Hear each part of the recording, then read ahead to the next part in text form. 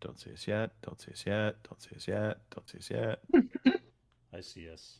Now I see us. We're live. Hey, what the hell? Oh, Broadcast you were Maybe we're watching live. died. Okay, I get that. There we go. Let me just listen, see if I can hear us. Can I hear us?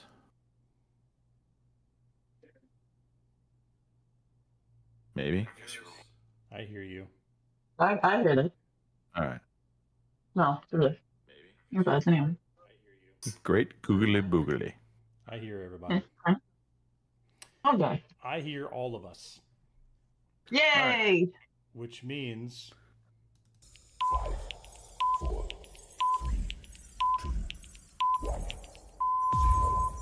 Good evening, ladies and gentlemen. Y'all are listening to the Overseas Connection podcast. Shut up and sit down. Here we go! Would you kindly? I think we're just getting started. Medic! I'm a witcher. I think this is more than you can handle. Sits on his ass all day. Let's do this. Hey, everybody. Thanks for tuning in to episode 892. Happy Father's Day. That's it. That's the show. We're done. Just kidding. It's June 21st, 2026. Okay. We are the Overseas Connection podcast. We're going to be talking about video games. We're going to talk about life and a little bit of fun. We have no pandas in this podcast, with the exception of the one on Kim's shirt. I was going to say chest. That felt Yeah. awkward. We do this every Sunday, 12 p.m. on the West Coast, 3 p.m. on the East Coast, 8 p.m. in the UK. And if you happen to be in the Central Time Zone, it is 2 p.m. your time. Let us not forget about our mountain friends in the Mountain Time Zone. It is. Do we have mountain friends? I mean, I'm sorry, yeah. what? do we have mountain friends? I mean, the real question is: do we have any friends? If we do Fair. have We friends, have ourselves. That's all that we need. We got Yeah, each you know. other, man. according to my each other. nephew, I don't have any friends, so Fair fact. We are not a Right. figment of your imagination, Kim. We are real people. Thank you. All right. Well, I guess we should just do some introductions then, because we're already talking. Starting on my left, the panda bearing Kim Woods. Kim, how are you doing today? I'm good. I'm happy to be here since I missed last week, since I'm apparently turning Amish. Go figure. So yeah, I'm happy to be here. Happy to do the show. Welcome, and thank you for representing the Amish. Also Very on the welcome. podcast, with not the man flu, but the real flu, Mr. Christopher Matthew. it's no joke. I recommend avoiding people at all costs, and that way you won't get the man flu. I do that already. You're ahead of us. Keep it up. Yep. Happy to be She here. is definitely a step ahead. Well, we're happy to have you, Mr. Matthew. You know who's not here? Mark Wright. Taking the lazy way out. It's Father's Day. We get it. But you know what, man? Come on. Come on. Right? It's okay. We still love him. All right. What are we doing? We are on Twitch. We are on YouTube, so you can watch us live, be part of the chat, just like Boomer is right now, hanging Right. out, ignoring the rest of his family while he listens to us go on and on. We appreciate that. You also can catch an audio version of this podcast that will come out at some point in time tomorrow. And that's just all dependent upon when I get to it. But it will get published. It will happen. And then you could re-listen to the show if you wanted to while you were on a treadmill watching the fake news or the real news or sports. There's a lot of sports happening. We're going to talk about that in depth as well. In the meantime, we should talk about some birthdays, Mr. Matthew. We should talk about some birthdays. Happy birthday to someone you may know, Jim Martin. And happy birthdays to some people you've heard of, but you probably never met. Chris Pratt, Star-Lord himself, turning 47 this week. Dan Brown, author of The Da Vinci Code, Angels and Demons, and some other very, very well-selling books, turning 61 this week. Joss Whedon, the director of The Avengers and Firefly, also turning 61 this week. Ricky Gervais, star of stage and screen, 64. I know him most as Robin from the third Batman movie. Chris Mhm. O'Donnell. I think he also had an NCIS. Anyway, happy birthday to him. Yes. And happy birthday to the OG Spider-Man, Tobey Maguire, turning 50 this week. I am going to guess he will not be revising his role as Spider-Man anymore. He seems a little bit old for Peter Parker, unless multiverse. Well, so they did. I mean, did you see what was it, Spider-Man No Way Home? I did not. So they did they did a really neat thing with Spider-Man No Way Home where they had Tom Holland and they had Andrew Garfield and they had Tobey Maguire all together for a little while, and I thought that was a really cool kind of thing to do for that show. Now, is there going to be any more of that? Who knows? But at least for that one, it was fun. Happy birthday, people! Okay. Yeah. And go watch a movie, Greg. Go watch a movie. You know what? Look, man, there's a lot of movies out there. There's a lot of things to watch. There are a lot of You can't things watch to them watch. all. You know what I do miss, though? I will say this. And they've done it with AI, I believe, but Stanley, having his the little Stan cameo Lee bits. cameos, yeah. Yeah. I almost And I don't think they've want them- manufactured it a couple times into a movie, but it just didn't seem the same. Yeah, I almost don't want them to do that. It was almost better Yeah. when it was Stan the Man himself, just doing something Yeah, it was- goofy, And it was special. It was Yeah. just so, yeah. Anyway. And he had some good ones too. One of my favorites was, I think it was at the end of Guardians of the Galaxy, where they show him like telling a story to these aliens, and then the aliens get up and leave him. Anyway, yeah. Memories. All right. Well, do we have a birthday song or a birthday wish we should play for these fine individuals? Most notably, Jim Martin. And action. Happy birthday to you. Happy birthday to you. Happy birthday. Insert name here. There you go. For what it's worth, Okay. there's your birthday wishes. It's the When birthday you want to do wishes. cross. Yeah. I got nothing. Let's just. Everyone here loves story time, our favorite time of the day. There we go. I'm amazingly tired this morning or this afternoon. Me too. I don't even know. It's afternoon. You don't even know already. what time it is. Yeah. I don't. I do not. And it's not like I was out late, but we were at a party last night. We did drink quite a bit of good wine, and so that might have contributed to That'll do it. my tiredness. But yeah. All right. I mean, I might as well just keep going. You might as well. Let me just riff for a second. This has been an amazing time of year for sports, and normally it is the exact opposite for me. Normally, I am bored out of my mind this time of year for sports because, one, I'm not a basketball guy. Two, the NHL typically ends before basketball, and so I'm kind of just stuck with basketball and baseball, which I pay attention to, but I don't really pay attention to baseball all that much until really late August, September, because everything leading up to it just feels like it doesn't matter. I know it does. Just watch I the understand playoffs that. and that's it. Is that what you're saying? What was that? You just watch the playoffs then, is that what you're saying? Well, the No. pennant race at the so it Yeah. does seem when there are 100 and are they still playing 162 games? When there are Yeah. 162 games, it does make it seem like when you watch the NFL and college football, like every game matters, right? There's only 12 or 17 games depending upon which league you're in. And so every game matters. When you watch 162 baseball games, it's like, oh, they lost that one. Oh, well. Now, yes, I get it. It's a numbers game. And at the end of the season, you might lose the division by half a game. Well, I guess you can't lose by half a game. You might lose by one game. But anyway, I interrupted you, Greg. What were you going to say? No, it's okay, but you're precisely making my point. That's You're so normally this time of year it's a bit of a lull. Now, the NBA had an amazing finals finish, even though it was a short series in that the Knicks won in 5 games. Knicks in 5. But the way they won on multiple times was pretty incredible, Pretty close including games. the game 5.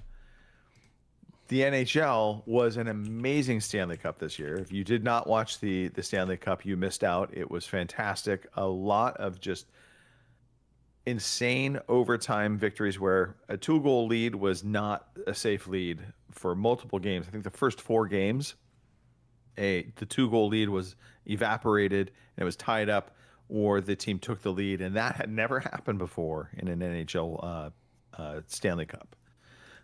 So we had that all going on, and then FIFA fever has taken over the U.S. FIFA and the World Cup, and I will say it's been kind of awesome on social media. Not only obviously the games themselves and paying attention to what's going on there, because I think there's been some really good matches, and for once the U.S. team looks promising. I don't think they're going to win it by any stretch, but they're definitely showing up for a change. But just seeing all of the international fans coming to the U.S. and experiencing the U.S. and I think the kind of most interesting component to that is some of them all, I mean, most of them all had a predisposition of what the U.S. was going to be like. And a lot of that being fed by the media and social media accounts that they follow and listen to outside of the U.S. that likely painted a more dreary picture of the U.S. So it's just been funny watching these people posting these videos. I mean, going to a Buc-ee's, which if you're not familiar with a Buc-ee's, it is a mega gas station or petrol station for those that call it that, out in really kind of the Florida area. I don't know. Texas. Maybe they're more Midwest. Texas. I don't know. Buc-ee's, Yes. Texas. Yeah, they started in Okay. Houston, Texas, and they've kind of been spreading out from there. Definitely more of a southern Right. U.S. Yeah. thing. I think Okay. we've got one in southern Missouri within the last Yeah. couple of years. I think we've got a couple.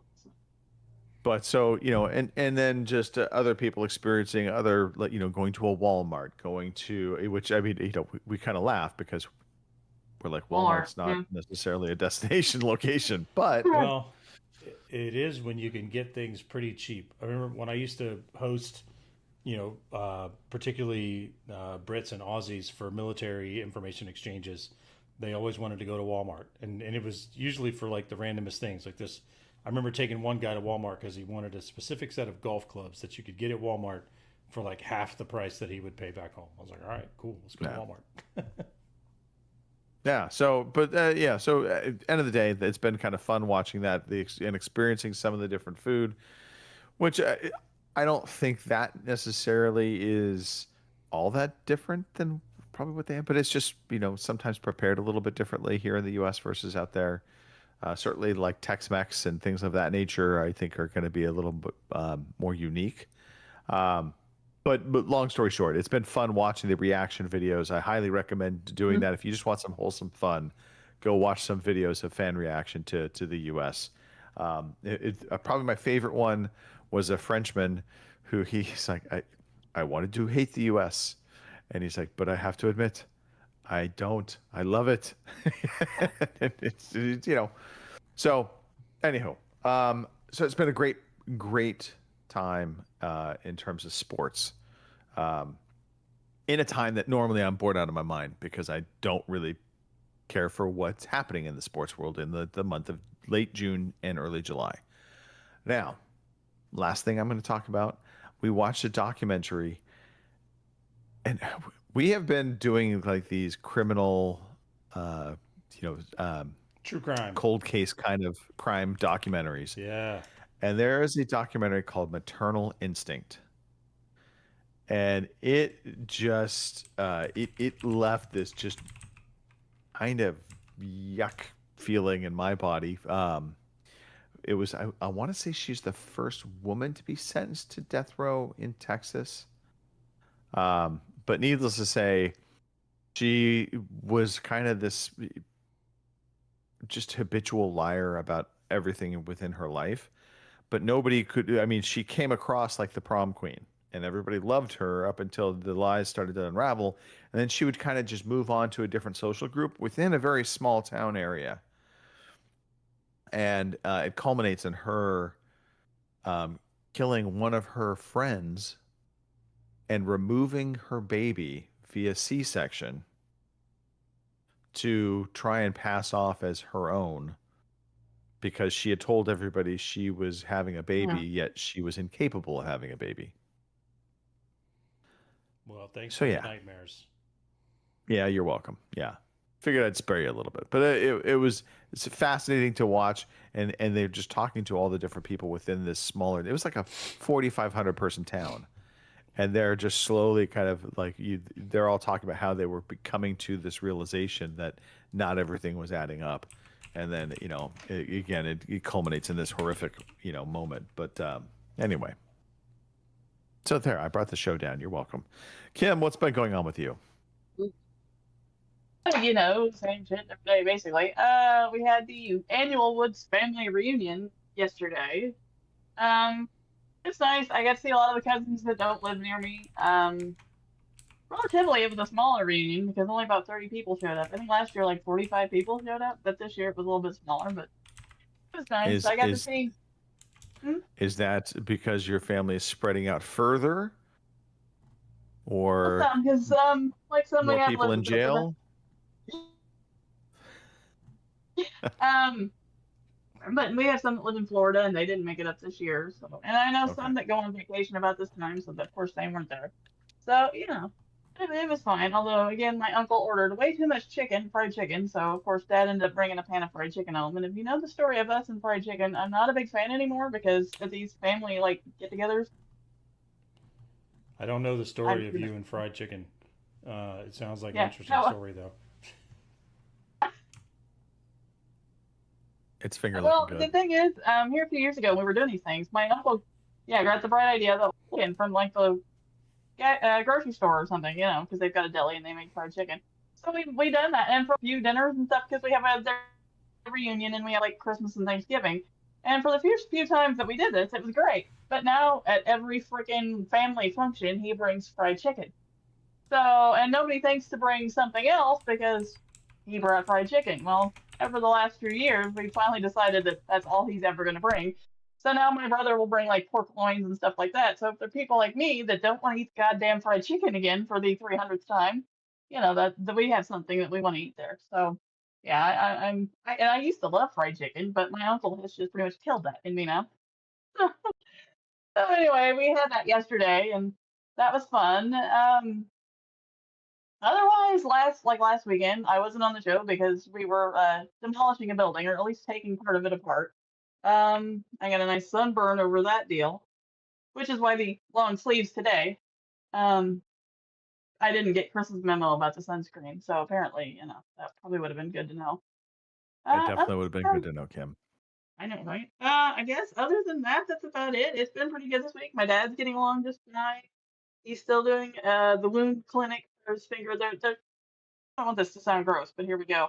They go in and they're kind of scraping some of the scabbed over skin and stuff like that off to kind of get the new skin to grow, I guess is what you want to call it. So he goes and he does that once a week, and then he's got 2 days a week goes in for physical therapy, and he's doing really well with that. He's pretty tickled with it. That's pretty much about it. It's been raining the last few days. I think we've got about 20 inches of rain over the last week. Wow. So I may have to build an ark soon. So if anybody's got some plans for an ark, you might send them my way because I might need them.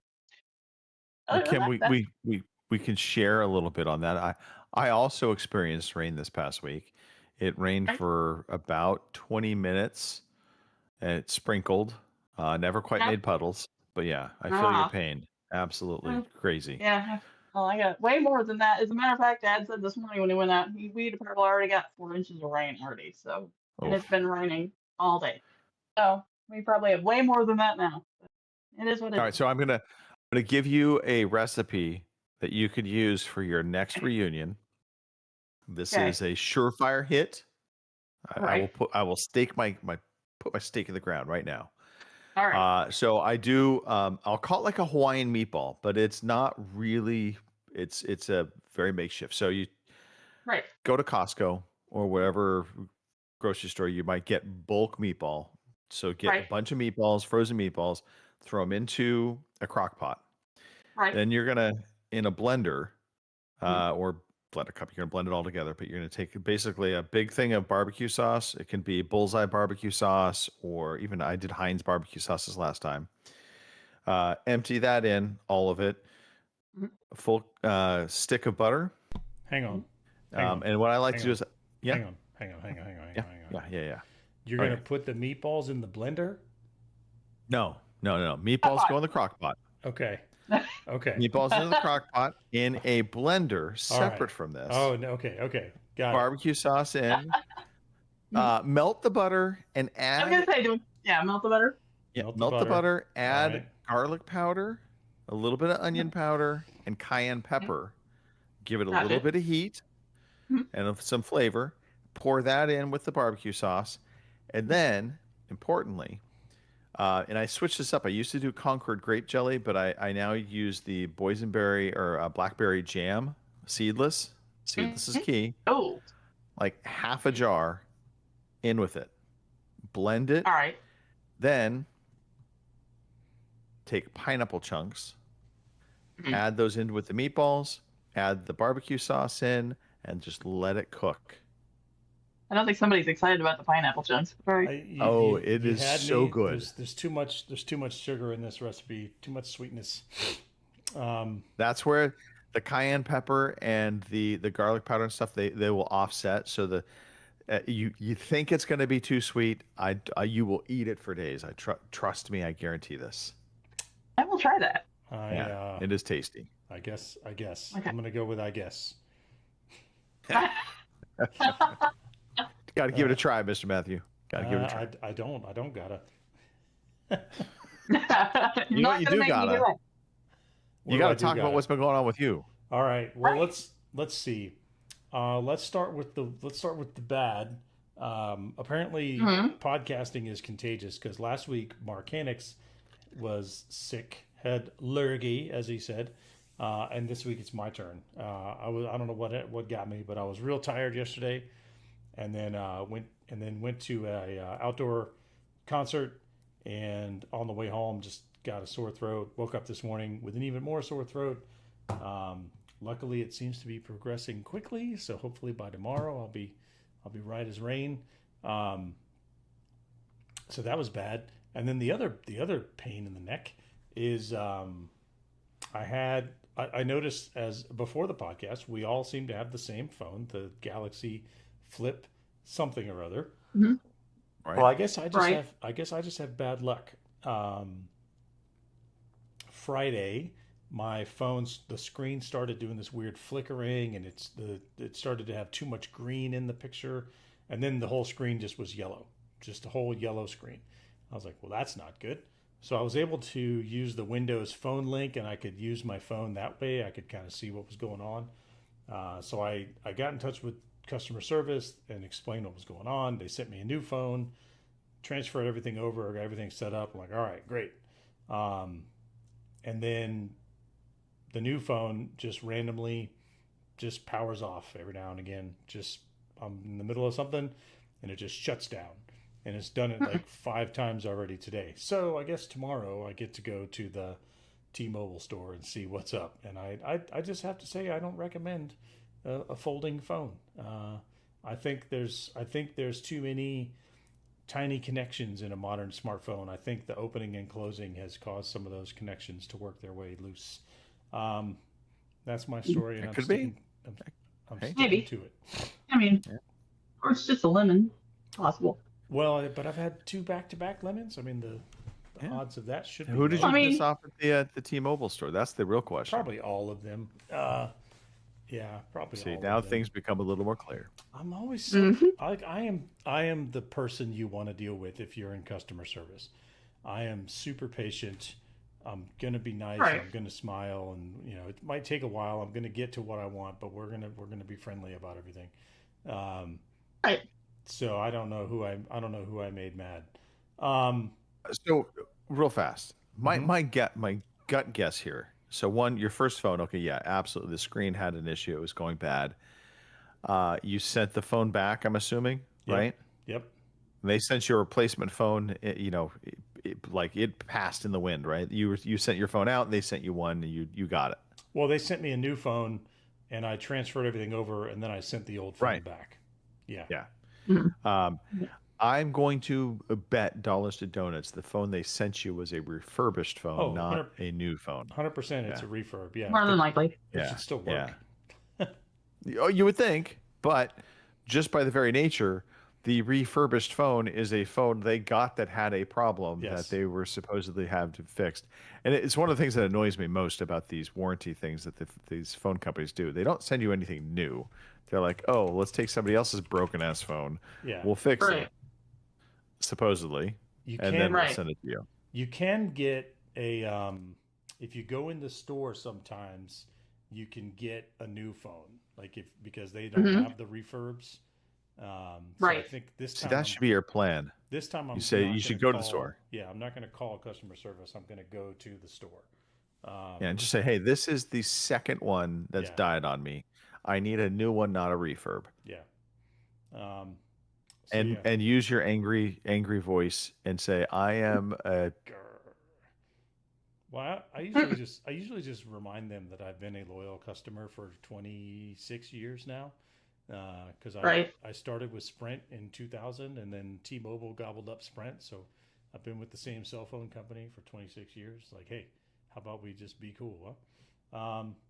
Anyway, yeah, I we'll would see. say you do that, and then you say, and also I am a part of a top secret special missions unit in the United States Army. Yeah, yeah. Just don't mention that you're retired or anything. I'm part of a top secret, not working anymore unit.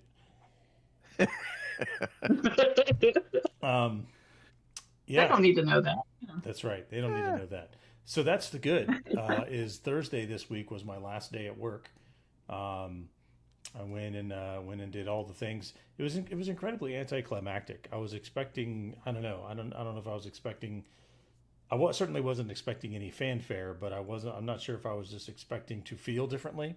But I basically just rolled into this guy's office who does all the things, and sat down and signed some papers, and he handed me back some papers and said, "All right, have a good weekend." And that was it.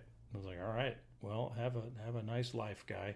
So yeah, That was kind of the way. So to draw an equation here, when I left my last job, I had been there for 10 years, had Yeah, built up an amazing friendship with the owners, and both owners were very kind of cold to the whole thing. And it was just kind of like, I thought there would be more of a, hey, really wish we could have figured out for you to stay. None of that happened. It was just kind of like, okay. yeah. And I was just like,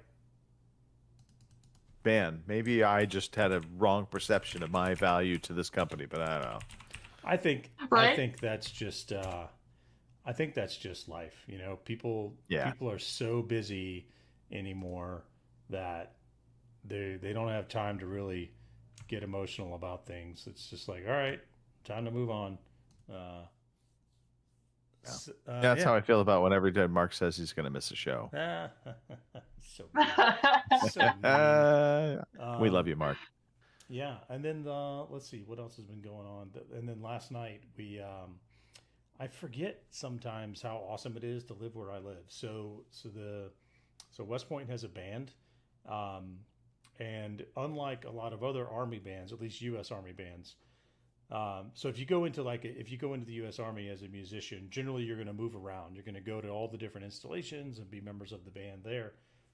Here, they audition to be in this band specifically, and so they do their audition. They if they're selected for the band, then they go off and they do basic training, and they kind of get all their basic soldier skills. And then they come back and they're in this West Point band for as long as they want to be. And so some of them stay in this same band for 20 plus years. And so it's just really an excellent band as far as, and they're not like a rock band. They do, they're a wind ensemble. They do have a rock band that comes out and plays sometimes, and they have a jazz band that comes out and plays sometimes. But they just put on these concerts just for free. So last night they were at the outdoor amphitheater doing different songs from different states in the Union.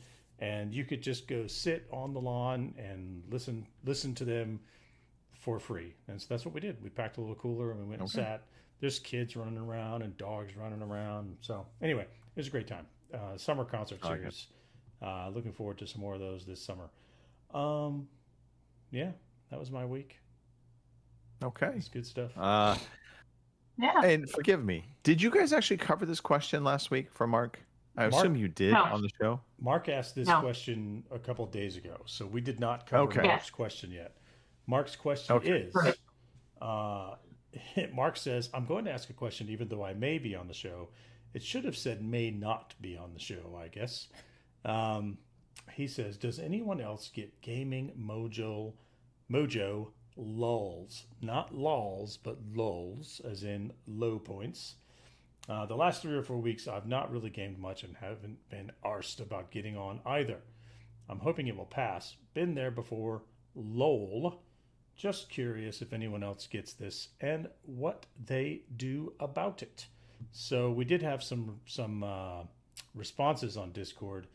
I'm going to have to ask one of you two to look that up because it will screw up the cameras if I do it.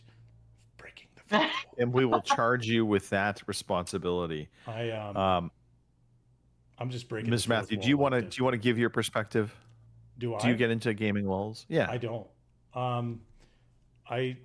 I don't. I guess.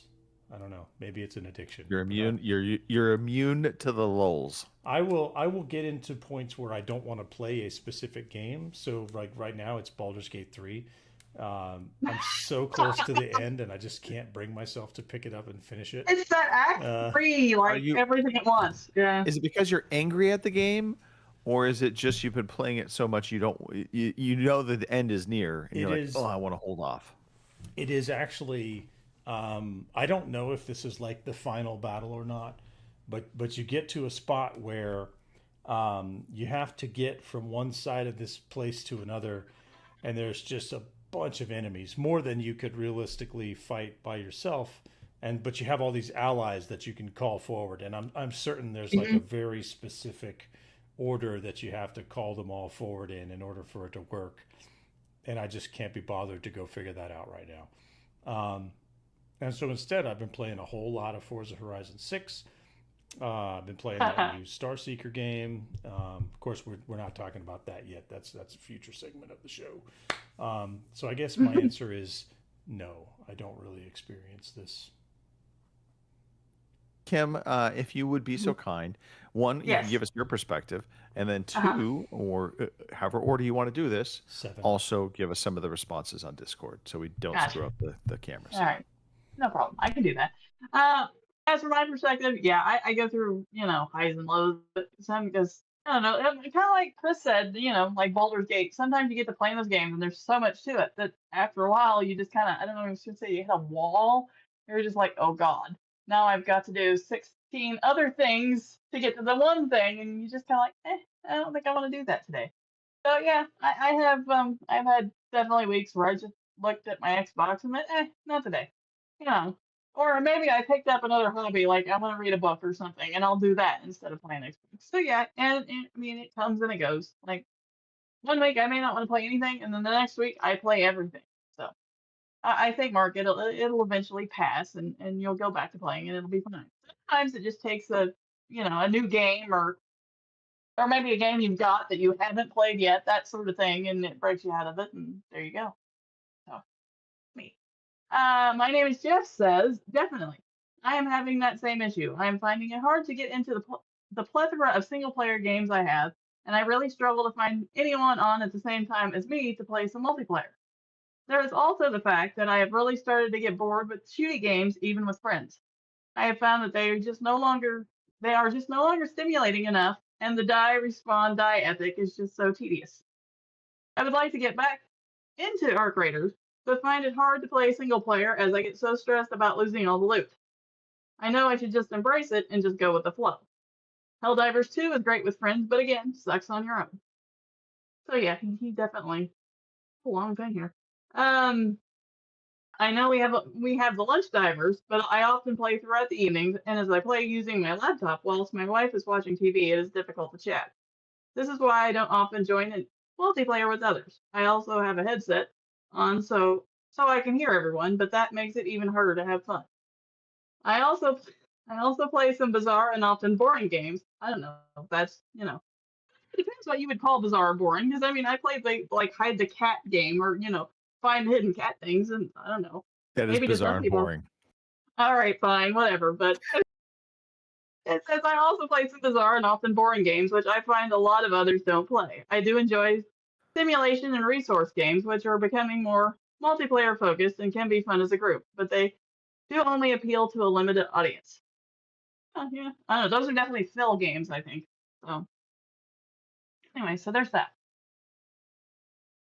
So, yeah, Okay. what about you there, Tank Top? So I don't know that I necessarily go into lulls. Mhm. My comment to Mark is first off, bootstrap up, young man. This is literally every time he plays games with his friends, he has a good time. He ends up enjoying it. And so that's one where I say for him in particular, force yourself to jump on and play some games, But I get it. There's times where, you're just other things start piquing your interest. And so it's okay. Those lulls do happen. For Jeff, 1,000% reach out to me on Arc Raiders. Even if you only have the headset and you can't talk because you're sitting next to your wife watching TV or whatever, the emotes in Arc Raiders make it very, very viable to play that game without actually using your microphone. So happy to team up in that scenario and play that out that way. And in terms of losing all your gear and the fear of that, I think there's a threshold point in that game where you start kind of accumulating enough wealth within it that even when you lose a gun that you really like, you can replace it. And so it doesn't feel as daunting as, say, when you're first starting out, the first time you get maybe a rare gun, there's a hesitation to use that because you're I don't want to lose this gun that I just got. That's it's this awesome gun. The whole purpose of that game, though, is use those weapons, use the guns, use the different gadgets, because the experience when you don't die is amazing. And even sometimes when you die, it's kind of amazing. I think that's that for me is what I love about Arc Raiders. Anyway, then back on my end, on the lulz side, yeah, I'm kind of with Chris in this. I don't necessarily think I go through big lulls where I just don't want to play anything. But there are times where I need to have a little bit of a palate cleanse because I've been playing one specific game, Arc Raiders, or maybe it's an RPG where you've been playing so much of that, you just need a little bit of a different flavor. And that's where something like that Legion TerraTech game that I was talking about, and I think the name of that's wrong, but it's basically a vampire survivor type game. Can be really just refreshing to play, and it is along the same lines of the boring dumb cat game. In that it's you don't have to put too much thought into it, but there is strategy to it. There is it does make you think a little bit, and it's enjoyable. But it's not super stressful. And I think that's for me the big thing I need is that palate cleansing non-stress game. Anyway, so yeah, that's it. That's me. That's my answer.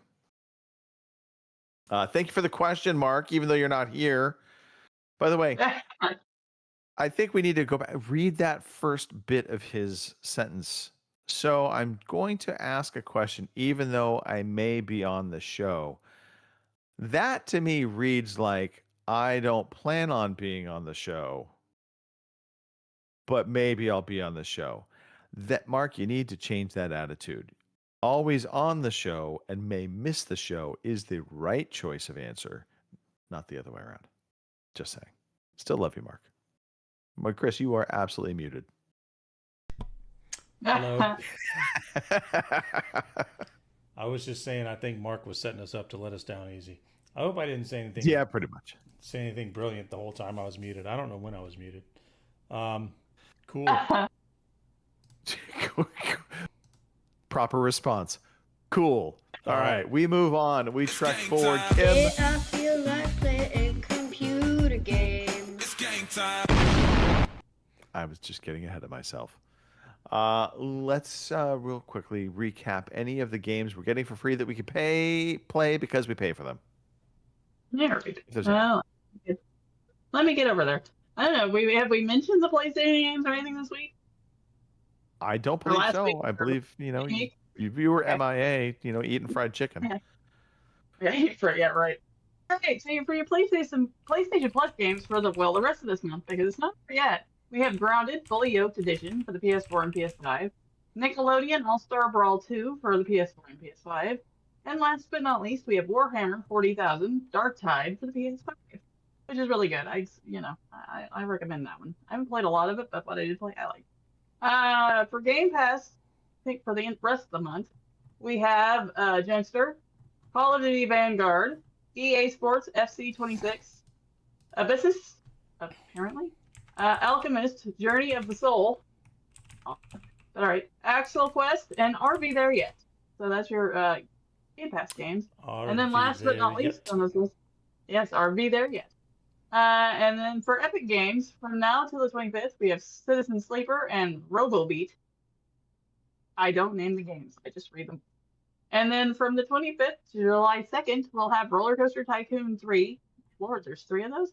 And Void Rot. Void Route. Anyway, that'll be next week. So there you go. I think that'd be Void Rot. I don't know. I think it's Void Rot. Yes, as in wrought by the void. There you go. Yes. Also, Roller Coaster Tycoon. I'm gonna gather they have even more than just 3 because they do all these special edition Roller Coaster Tycoon games on top of it all. So, never played one. Really? I used to. It's very much a philism game. It's a philism game for sure. All right. Yes. So, kind of park simulation game where you can. I know what it is. I've just never played it. It's like a city builder, but with roller coasters. Yes. And in my head, it is even that much more exciting than a city builder because building the perfect roller coaster seems like it's going to be absolutely fun up until you can't get the stupid pieces to fit the way you want them to get to fit in the space that you need to put the roller coaster in, and then it becomes not so fun. So as a quick aside, they've changed the name of this area so many times, but in Disney World, Florida, there's this sort of shopping area that's now called Disney Springs. It's had lots of different names over the years. Yes. At one point, there was this thing there called Disney Quest, which was a giant arcade. Oh, we lost Kim. We lost Kim. Yep. So we're gonna wait for Kim to come back. And I'm gonna tell you. I'm wondering if she lost power. I'll check WhatsApp to see. Okay. So while we're checking on Kim, so there was this place called Disney Quest, and it was basically like a giant arcade. Only you just paid to get in, and then all the games were included with the price of admission. And one of the things they had that was really cool was this roller coaster simulator. So you would strap into a seat and sit in a motion simulator that would take you through a roller coaster, and you had a screen in front of you. And so you could build your roller coaster. You would get in line and you would go and you would build the roller coaster you wanted to go on.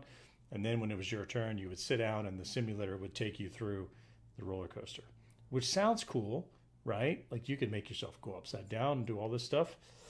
Well, Kim's back, sort of. Kim is back. I am back. When you go on an actual roller coaster and you do like a loop-the-loop or a corkscrew or whatever, physics is kind of your body and all the pieces of it want to keep going in a straight line, and the car is pushing you around said curve. When you're sitting in this roller coaster simulator and it just flips you upside down, none of those forces exist. And so suddenly the contents of your stomach want to come towards the center of the earth, right? Gravity. So I built myself this really cool roller coaster with flips and spins, and halfway through the first spin, I was like, I had to catch it. And so the rest of the ride, I was just like, I'm just going to hold it. And we got out, and I was like, all right, I managed not to blow chunks in there. We're not doing that again. Anyway, Anyway, so yeah, Roller Coaster Tycoon. While we were waiting for Kim to come back, welcome back, Kim. Now it's time for us to tell everybody what we've been playing this week. Indeed. Well, Mr. Matthews, since we just were not blowing chunks on Roller Coaster Tycoon Simulator type games, let's talk about what you have been playing that hopefully you've not been blowing chunks on either. I have not been blowing it. I have not been blowing any chunks. So let's see. I'm going to start from the bottom up. So I've been playing a lot of Forza Horizon 6. I noticed, Kim, that you have also been playing Forza Horizon 6. I have. I just started. Yeah. I'm really loving it. The scenery is amazing. It's got a lot of cool cars. The only real frustration I'm having with it so far is the online racing. And it's not that I'm bad at the online racing, which I am. I don't mind that. I am. There's just so many people who are just intentionally crashing into people. If I had $1 for every time that I've been intentionally bumped out of a checkpoint or pushed off a bridge or knocked into the side of a tunnel, I'd probably have $25, which isn't a lot of money, but it's way too many times to be sabotaged. Yes. But I keep at it. Been going through the seasonal playlist. They just started the what they're calling the Decades series. So this week is all about the 80s, and next week will be all about the 90s, and so on and so forth. Since we're talking about it, Kim, what are your thoughts of Forza Horizon 6?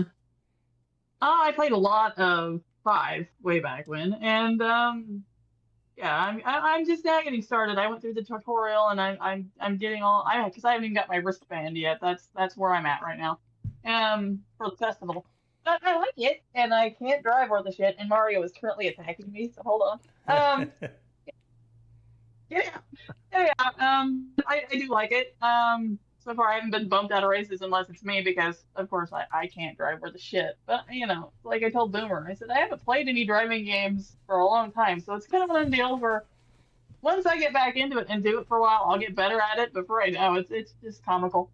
Because, I'm sitting there doing these races and I end up like 7th or 8th or like last because I'll miss a turn or I'll brake in the wrong spot or whatever. But it's been fun. I like it. The game is really pretty. I mean, the game looks really good. So I'm impressed at how well it runs without putting a lot of demand. So I'm playing it on my PC, and a lot of the Unreal Engine games, like they spike the temperature goes up when you start playing those. This seems to be pretty well optimized. It runs nice and smooth. The PC is not getting hot. The fans aren't spooling up. Greg, have you had a change of heart about this at all? I know you were a little frustrated with the voice acting. Well, I mean, it obviously not the most important component to the game, but it is just this layer to the game that just sits there. It's something, yeah, it I is. I noticed that last night when I was playing it, and when I created my character, how just awful. They do awful all they looked, and really derpy. Yeah. And then the first outfit they give you are like these baggy jeans and this baggy t-shirt, and I'm like, I just look like a dude. I mean, I look like a really effeminate dude. So, Yeah. I just so on one hand, Forza Horizon 6 is an amazing game, and the simulation aspect of it, of being able to go through all of the different areas within Japan and previous Forza Horizon games, they're all amazingly done, and for the Playground Studios team has done amazing work in that regard. Mm-hmm. But I think back to Forza Motorsport 10. Was it? I think it was 10. It was the last one. Was that 10 or was it 7? The last one was just Forza Motorsport. Like they just stopped numbering them. Oh, that's right. That's right. They did. Yeah, they didn't give it any number. And they had your drivatar that was just a race car driver. He didn't have a face. He had a helmet, which I get. But I really want that to be the vibe instead of trying to fit me into some emo character visualization of somebody I am just not. And so, yeah, the story stuff still is difficult for me to get past. I have to admit, and it's, you know, I don't care about the festival. The festival to me, honestly, from a in a reality situation, if I was like doing a real life race, and they're like, "Oh, we're doing this festival," and somebody approached me and talked to me about this race festival in that tone, I would just be like, "Yeah, no, I'll pass." I will not be participating in your festival. So I don't know. It's a great game. I think I have to be in the right mindset to enjoy the game, and right now I'm just not there with this game. So Right. I don't want to take anything away from it, but yeah, it's just still not for me. Fair. All right. So I have been playing Baldur's Gate 3, marching my way towards the end. I'm kind of on this last courtyard battle where there's just a swarm of enemies. I think, I already kind of mentioned this. So I need to, I would like to just dedicate some time to sit down and just work my way through it. It's certainly something I got to think my way through a little bit, but getting closer. Let's see, Helldivers 2, been playing lots of Helldivers 2 this week with the Lunch Divers. It's been a lot of fun. And then I decided to get myself out of my gaming lull. I wanted to try a new game. And so I've enjoyed Astroneer. I've enjoyed Starseeker, not as much. I'm starting to find the fun with Starseeker, but it is not Astroneer. It's an extraction game. So you get a 30-minute timer, Okay. go do stuff, get back to extraction. But I tried out a new game called Solar Punk.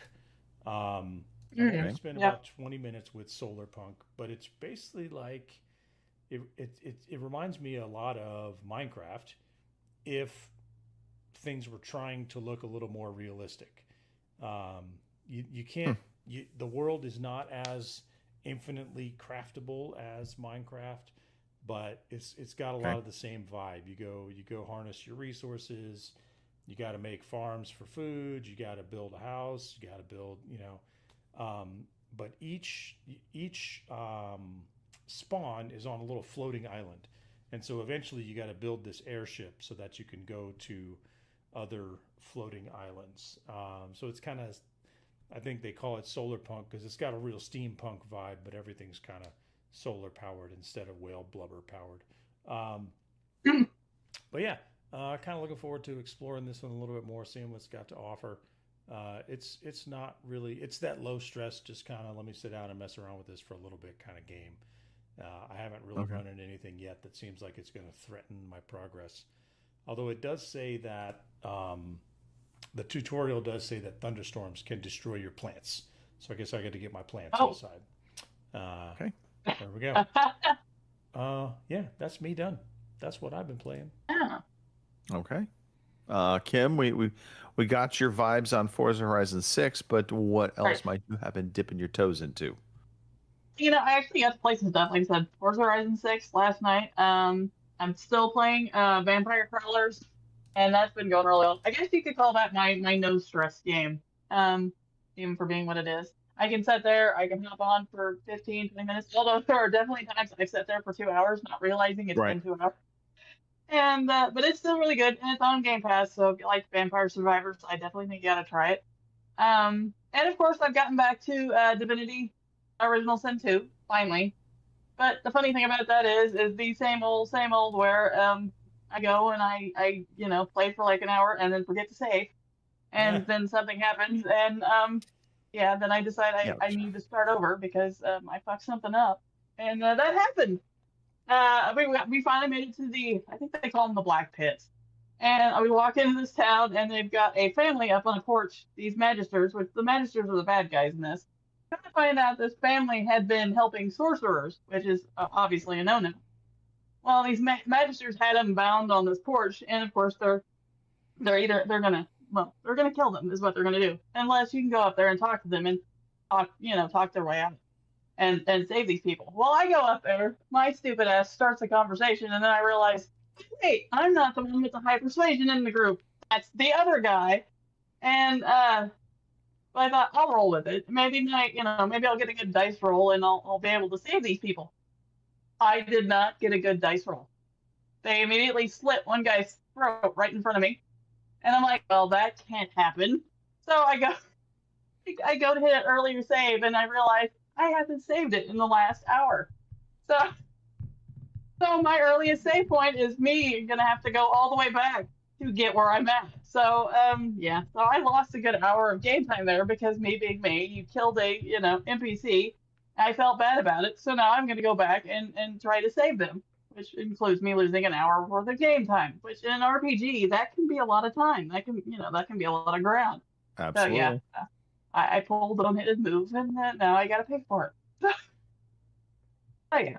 So that's been me, but it's been really nice to get back in there and play it and, chug along with it. It's kind of like me in Baldur's Gate 3, which eventually I do need to get back into because at this point, Chris is going to beat it before I, get done with it. But, it's all right. Let's not be hasty.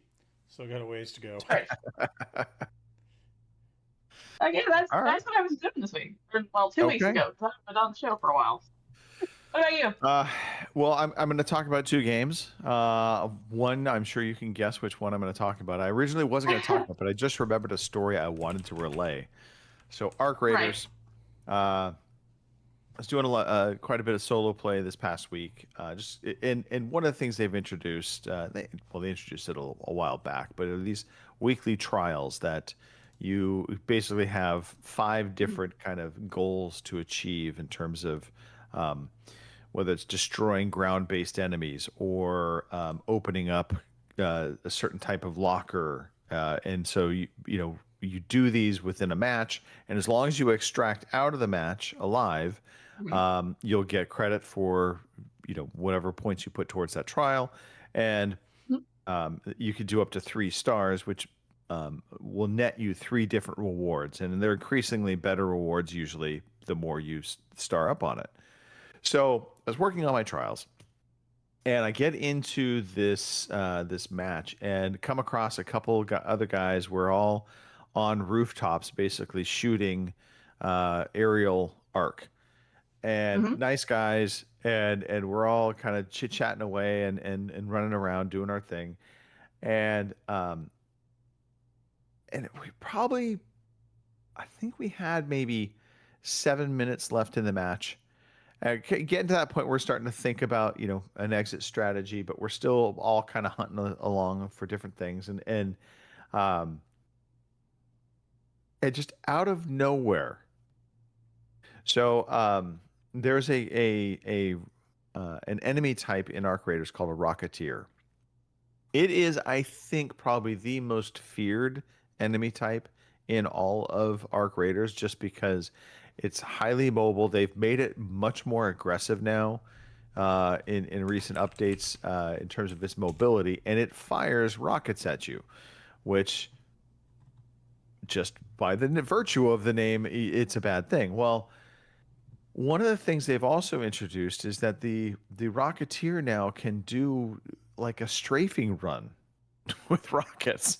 And so we're up on these rooftops, and out of nowhere, I see this Rocketeer rise over the top of some houses behind us and just coming right at us, and just lays out 6 rockets like in a strafing run, basically taking myself out, one of the other guys out, and the other guy was severely damaged.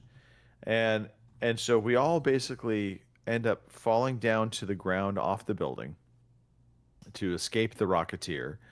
And the guy's like, hey, I've got a defib, come in the building. So I get inside the building, and he defibs me, which is basically a way of reviving another player that is not on your team. And so I get up, and I'm literally trying to apply my shield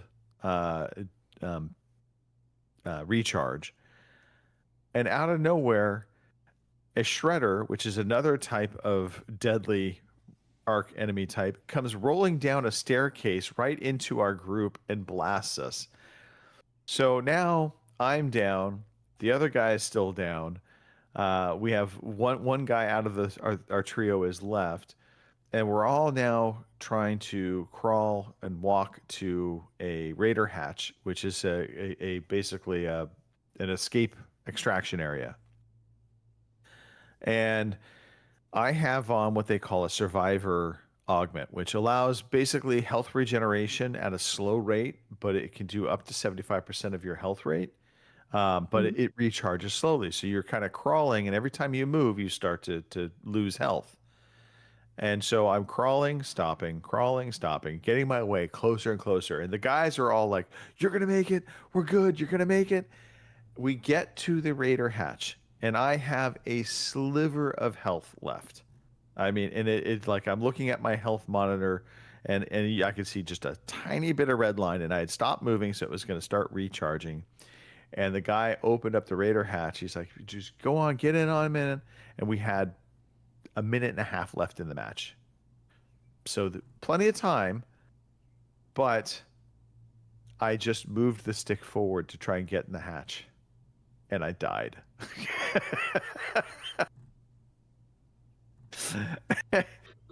Oh no. I mean, I laughed, and I did not get. I mean, it sucked because I had done all of these different ARC trials as well that I had been trying to boost up. But I had nobody to blame but myself. But it was just one of those moments where this is where the game shines. It was like we were all working together to survive. And I just get to that last moment, and it was my own error. I should have just waited for another tick of health to come. But no, I pushed the envelope and I died. So anyway, that's Arc Raiders. That is the life and the challenges of Arc Raiders. 007 First Light. I have been playing more of this game, still very much enjoying it. I will say this. It's a lot slower paced. It's not as action heavy as I kind of just anticipated it would be. And it might be that might be a good thing because, to be honest, the gunplay in this game, I think, is one of its weaker points. It's fine. It's adequate enough. It's not horrible, but it doesn't feel like as smooth as, say, Arc Raiders does. Or a Call of Duty if you want to do something first person. It just, so it isn't great.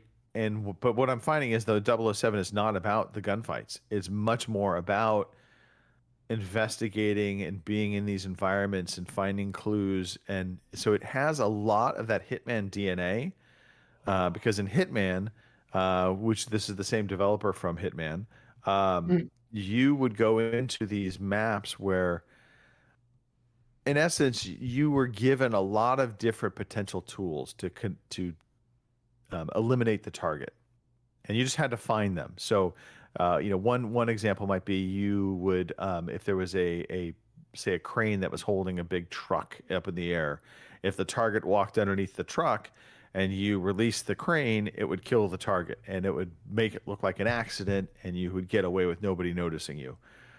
Those kinds of elements are in the 007 game, but it's more about having to find like either a hotel operator's uniform so I can get into a secure area and get past everybody, or finding the pass key in the manager's office to then get through a security lock. And it's those kinds of things that are much more part of the game than I thought they were going to be.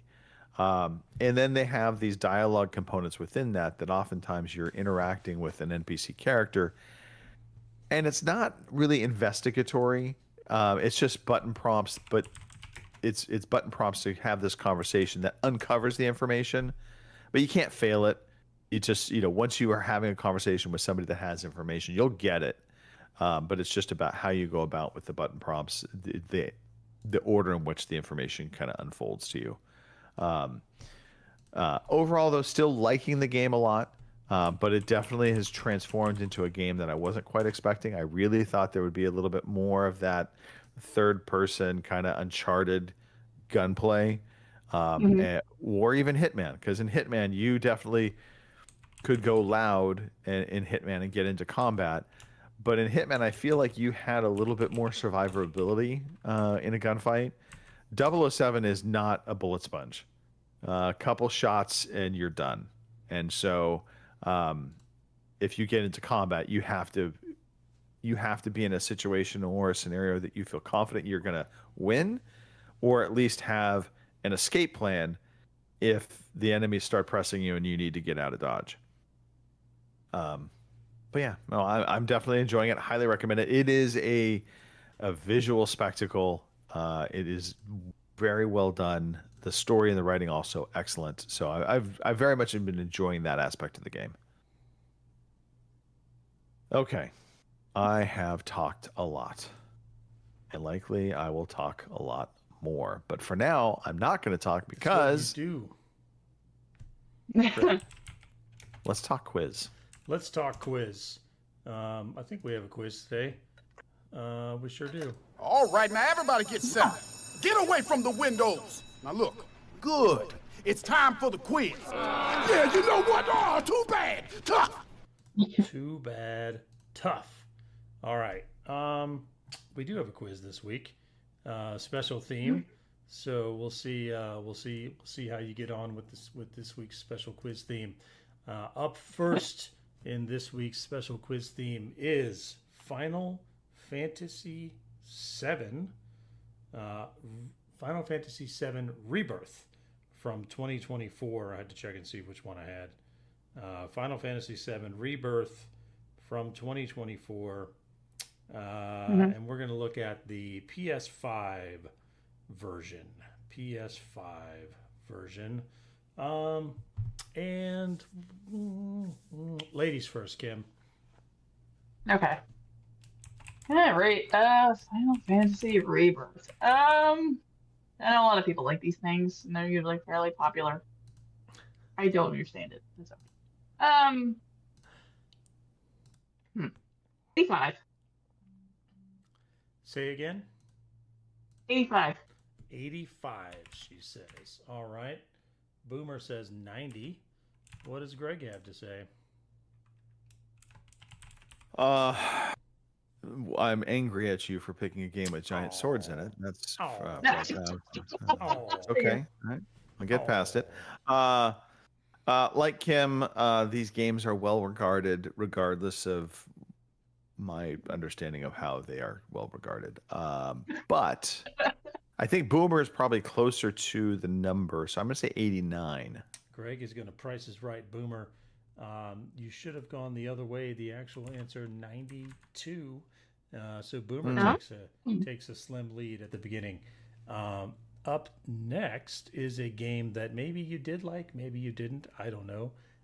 Elden Ring from 2021 on the Series S and X.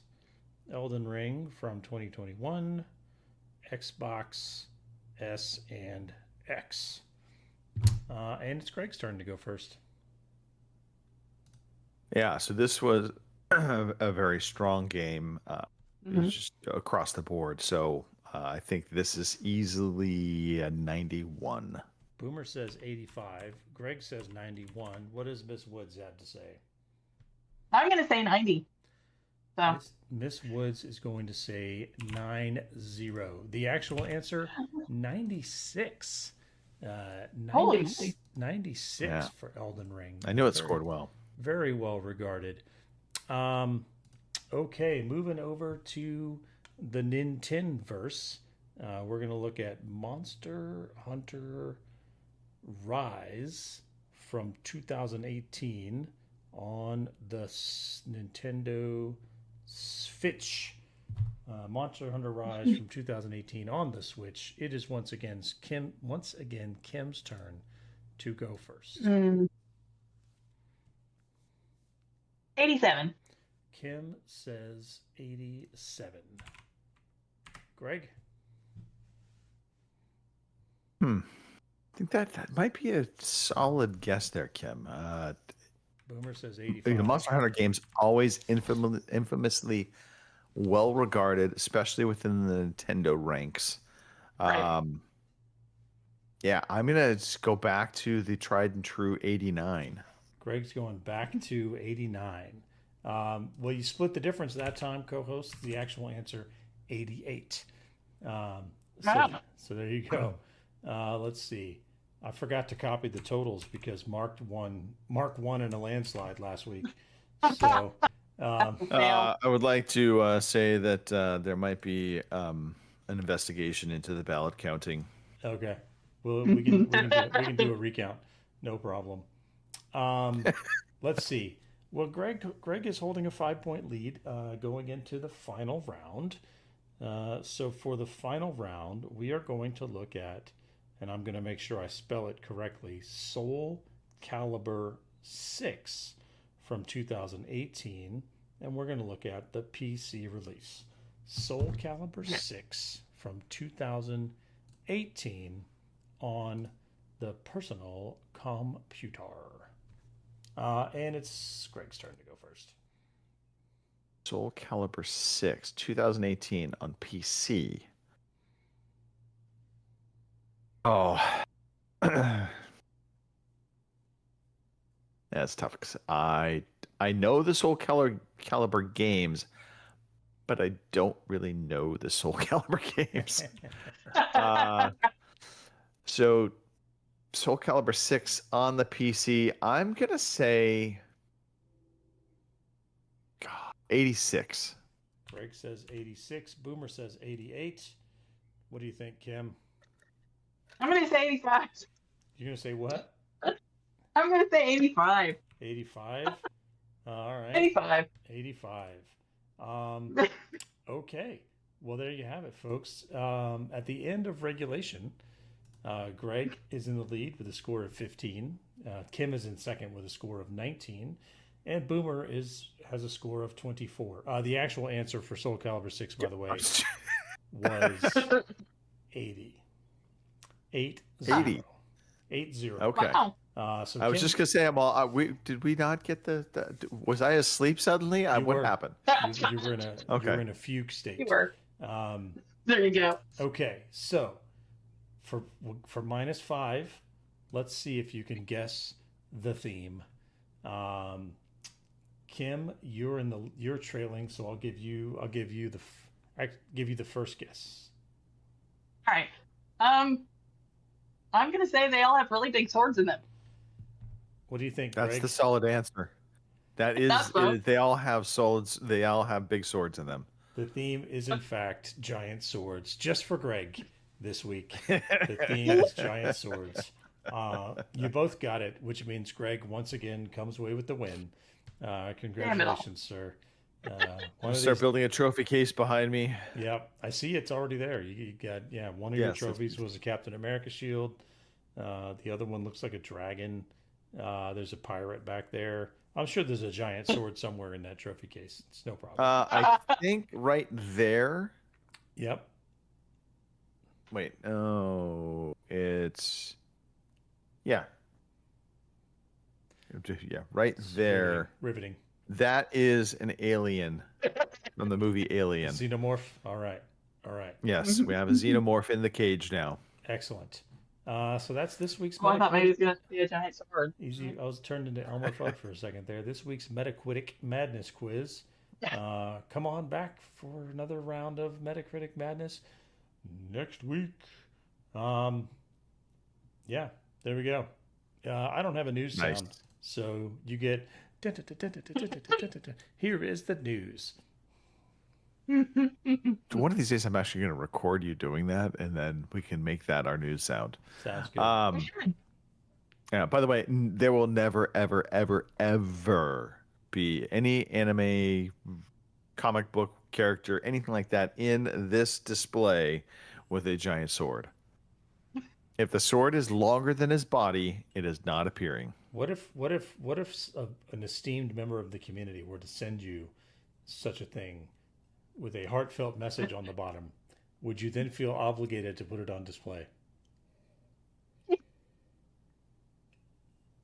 There could be some obligation to put it on display. The question would be, how upsetting would it be if I were to melt the sword down a little bit? I mean, if you want to disrespect things that way, I don't know why you got to be so mean. All right. Speaking of being mean, the Moon Studios CEO argues Microsoft has not delivered enough hit games to make Game Pass work. So Game Pass has come under focus again this week after news broke that Microsoft is allegedly, and it is allegedly because we'll talk about this in a second as well, planning significant cuts across its gaming business, including potential closures of at least 3 studios, Double Fine, Compulsion, and Ninja Theory, purchased during Xbox's big subscription push. Game Pass's last known subscriber figure was approximately 34 million, published back in February 2024. However, growth is understood to have slowed in recent years, and Xbox recently confirmed that a price rise introduced last year shed millions of subscribers in a few months. Moon Studios CEO Thomas Mahler, who directed both Ori games, wrote on X that he believed Game Pass hasn't been more successful because Xbox did not produce enough hits. Mahler was responding to a post from 3D Realms founder George Broussard, in which the question whether Microsoft overbought studios in an attempt to feed its Game Pass ambitions. This is an interesting story because I think this is, if every game company could guarantee they were going to make hits, I mean, hey, the game industry would be completely thriving and and there would be no issues. But there's multiple challenges to all of this. One, obviously, just development of games. Not all studios are equal. 2, there's a lot of competition out there. So even if you make a good game, which Microsoft has done with some of their smaller studios, Compulsion's Midnight. It's not Midnight Sun. It was Midnight. Help me out, Chris. We know this game. South of Midnight. We do. South of Midnight. Thank you. South of Yes, Midnight. you played this game. Yes. That's how memorable it was. I wasn't picking up what you were putting down. I know. I could see that. But games like that, critically well received, but just didn't move the needle from a sales or playability standpoint. A lot of people just never played that game. And that, I think, largely was there's a lot of other games competing in the space. And so I don't just think you can say, we got to make more hit games and that fixes everything, because that seems like an obvious solution, of course. I don't know. Chris, I mean, am I kind of putting up an argument, or does this stand? Does this hold water? You convinced Kim so well that she left. She just got up. I know. Kim's like, fuck this. I'm out of Yeah, here. is so full of it. No, I think Game Pass made a surge for quantity over quality, and I think that cost them a little bit. And then obviously the price increase drove a lot of people away. Just like Right. Price increase hurt a lot. Netflix is losing subscribers because they're bumping their costs up, their prices up, but they're not, the quality of the content isn't necessarily following. I remember when Netflix first got into streaming, and they just bought the rights to syndicate a whole bunch of your favorite sitcoms, right? And that drove it for a while. And then they had a contract with HBO for a while, but now everybody has their own streaming studio, and so Netflix pretty much only has whatever they're producing, right? Which is not what we're talking about here. We're talking about Game Pass, but I think they're also in the same boat. I think Game Pass is somewhat limited to the studios that that Microsoft owns. I do think in some ways, because they do have a little bit of, with the Game Pass service, they can sort of force a smaller studio to take less money maybe for their game, a safer payout over just releasing it on their own and maybe getting a bigger payout, and that's kind of reducing innovation, I think, in some ways. I still like Game Pass. I'm going to keep it because I still get value out of it because I share it with my kids. There's enough games on there that me and the 2 kids all play, all 3 of us play. Enough different games that make it worth it for us. Right. Yeah. So along with this story, I'm going to do that little side tangent. So a lot of online insiders, in quotes, were coming out on the heels of Asha Sharma. She had put forward a message on Twitter as well as internally. It was a memo internally, but basically kind of calling out the entire studio, the entire Xbox division, saying, "Hey, what we're doing isn't working." Did you we listen have to what the was show it? last week, Craig? Did you listen to the show? Yeah, Okay, I did. we did. We talked about this last week. I know, but I'm just pulling back into context here. So I know I'm rehashing a little bit, but that message then ran wild with speculation from everybody under the under the moon, saying, "Oh, they're closing this studio, they're closing that studio." Right. The speculation has been rampant this past week. Jason Schreier, who has been probably one of the more reputable actual insiders within the industry, came forward and said actually he confirmed that no studios have received closure notices, that they have not received any orders to brace for closure. So I am wondering if we're not going to see studio closures. We might see some studio consolidation within other studios to kind of bolster some of these teams to make that kind of more higher tier quality game. I think we're going to see some layoffs. That I think is going to happen. But we are seeing some executives leaving, so I think they're shedding some of that higher end salary. Yes. Was that Craig Duncan, if I could say that right? Duncan. He was the head of Rare, and then he took over Xbox Game Studios. Mm-hmm. He left. His second in command left. So at first I was like, maybe he's leaving because he knows they're going to shut down Rare. I don't think they're shutting down Rare. I just think they are trimming some of the fat. And there's probably a lot of fat in terms of executive payroll within this company, in this division. You think about all the studios, each studio has studio heads and people that are making a lot of money probably. Okay. The PlayStation maker seemingly corroborates claims it's stopping PC ports. So, this going back to this exclusivity matters thing, Sony had been doing PC ports of all their single-player games. Well, I think that day has come to an end. The new annual report was filed with the U.S. Securities and Exchange Commission this weekend, and thanks to analysts from GameFile, some notable changes in emissions have been uncovered. Notably, a line from last year's report that stated Sony plans to continue its efforts to deploy its first-party titles to multiple platforms such as PC had been cut out entirely from the 2026 version. This seemingly is the first public admission by the PlayStation maker of a change in release strategy following a Bloomberg report earlier this year that claimed Sony was pulling back from its plan to release upcoming games on PC, with future single-player games set to become PS5 exclusive. I don't think this is a shock. I think we were all a bit surprised when Sony was actually putting a lot of their single-player games onto PC. But with the recent price hikes and their hardware hit, their hardware took a big hit this past quarter because they had to raise prices. They're quickly realizing, smartly, that you need to have a reason to be buying their hardware. If your games appear on PC in 6 months to a year's time frame, what real reason is there to say, oh, I'm going to wait and buy a PlayStation 5 and play those games? Right.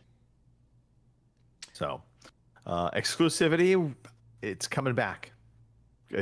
I'll be very curious if Valve, with their console, because they're releasing their PC console this year, supposedly still, if they don't start earmarking some of,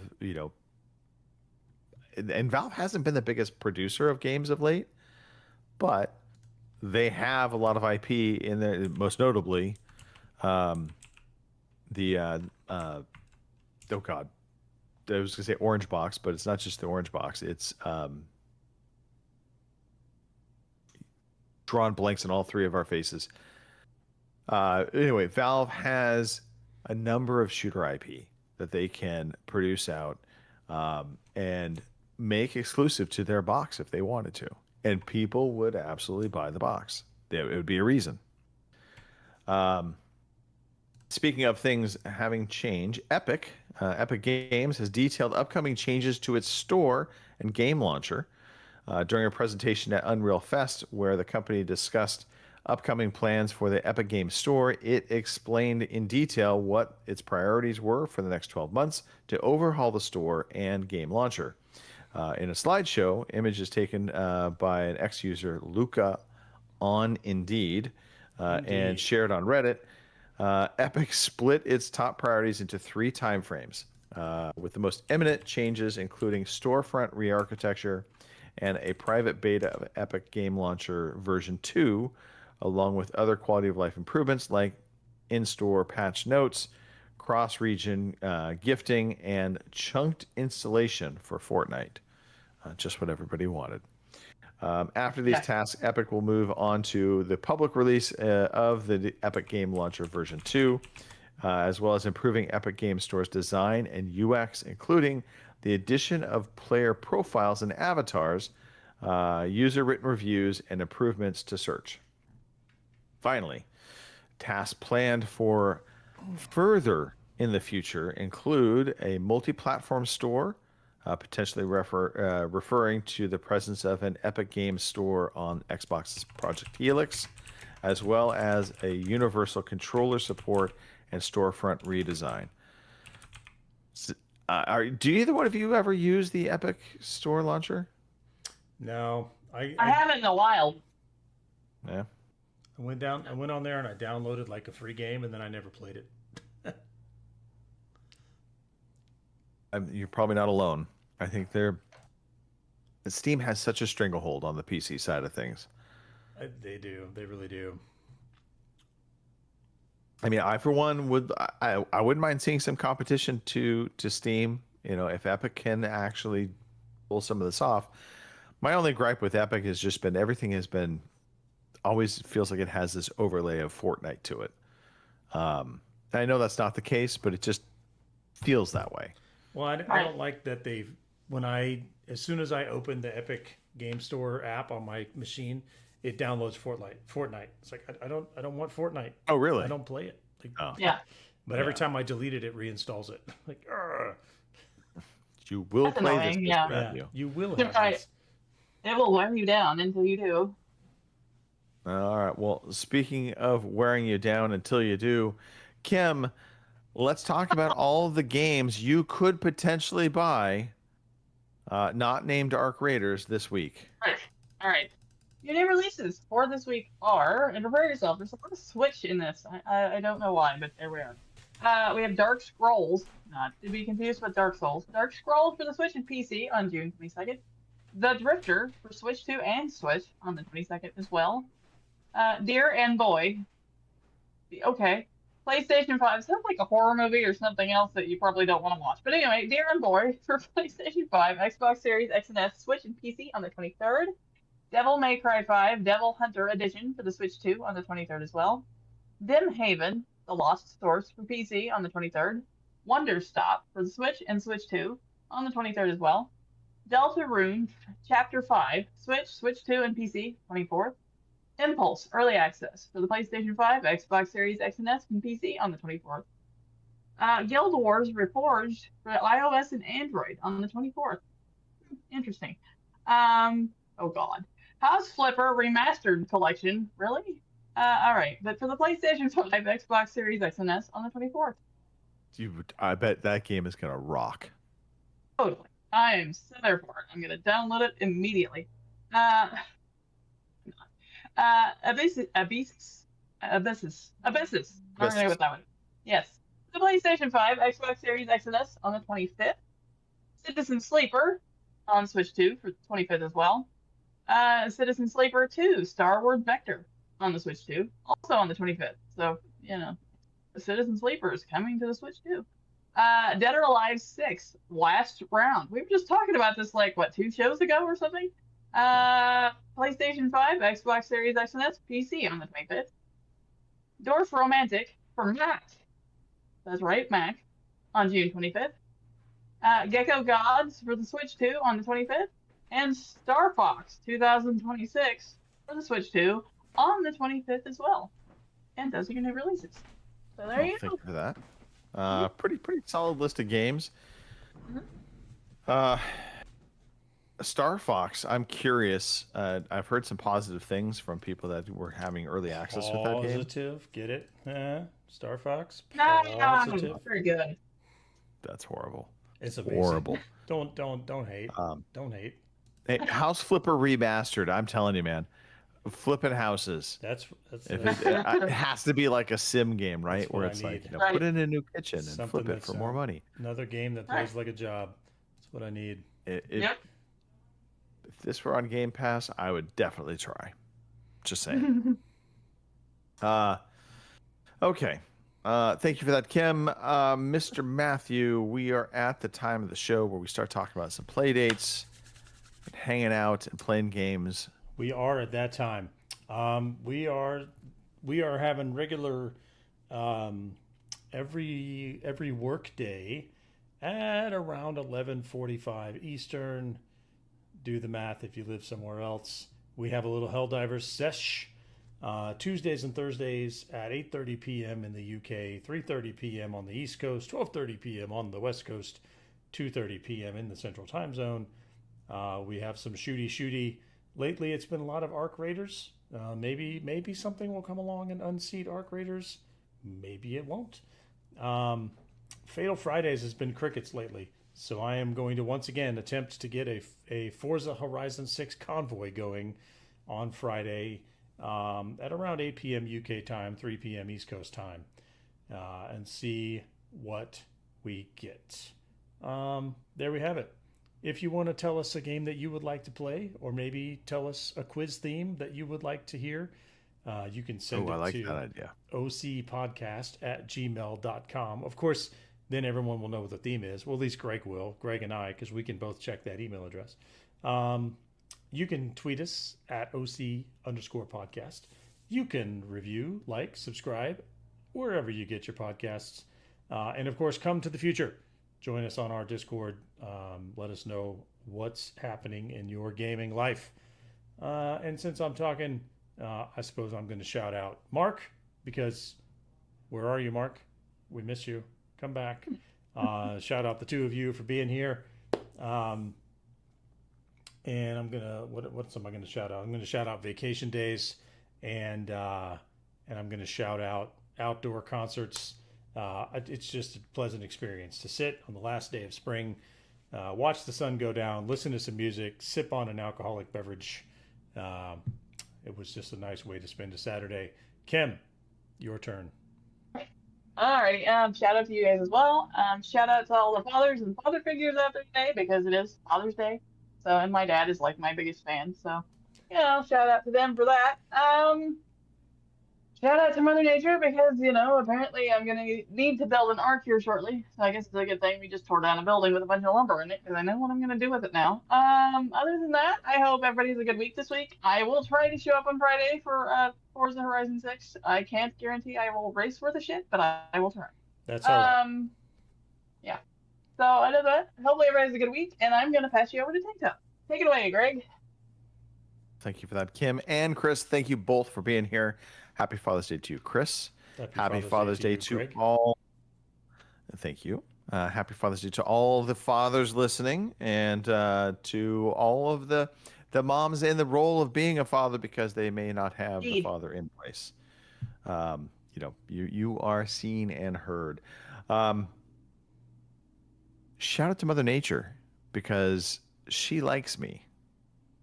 We've had really nice weather. I'm just saying, I'm gonna be in the pool. I'm gonna be drinking some Mike's Hard Lemonades in roughly 15 minutes. I think that Mother Nature likes your neighbors, is what I think. I think you're just fortunate to live next to some neighbors that Mother Nature likes, I think is what it really is. Mr. Matthew, life is all about adaptability.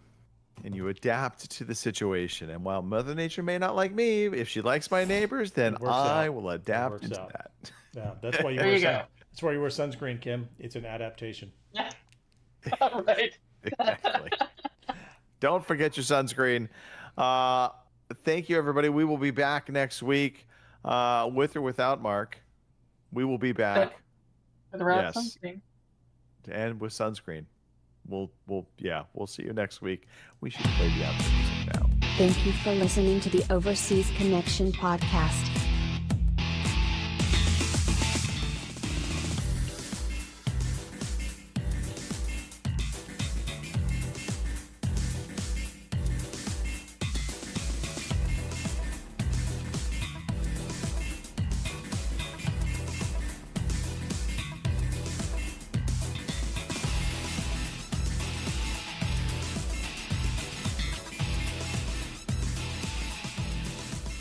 See you same